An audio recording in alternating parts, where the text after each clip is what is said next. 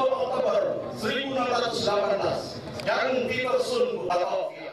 Upacara peringatan Hari Ulang Tahun DKI Jakarta ke-488 di Silang Monas, Jakarta Pusat pada Senin pagi diikuti oleh ribuan PNS DKI Jakarta dengan mengenakan pakaian khas Betawi dan dipimpin langsung oleh Gubernur Provinsi DKI Jakarta, Basuki Cahayapurnama alias Ahok. Bertepatan di Hari Ulang Tahun Jakarta ini, Ahok juga meresmikan 20 unit bus articulated atau bus gandeng baru bermerek Scania buatan Eropa yang direncanakan akan meluncur pada pertengahan Juli mendatang.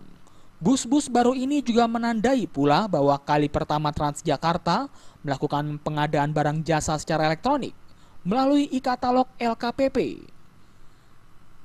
Di hari ulang tahun ibu kota ini, Ahok berharap Jakarta menjadi kota modern namun tertata dengan rapi dan manusiawi, termasuk soal transportasi.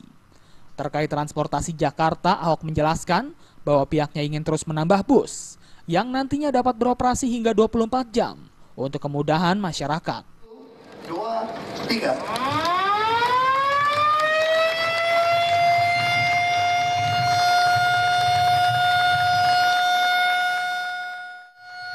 Ya, harapan kita tuh ya Jakarta harus jadi kota modern, tapi harus tertata rapi, dan yang lebih penting lagi manusiawi.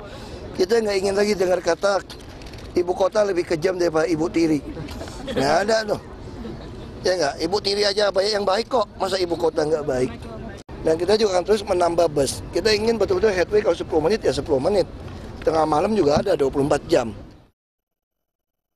Bus Scania ini berkapasitas 140 orang dengan 39 kursi, terdiri dari 6 kursi prioritas dan 2 ruang untuk pengguna kursi roda. Di bagian dalam maupun luar bus juga dilengkapi CCTV. Selain itu, Ahok juga akan meresmikan nomor telepon layanan kontak senter PT Transportasi Jakarta 1500102 dan peluncuran ambulans gawat darurat kota. Di kesempatan ini, Pemprov DKI juga menerima sebuah bus tingkat buatan Jerman yang disumbang dari sebuah perusahaan swasta yang akan digunakan sebagai bus pariwisata gratis.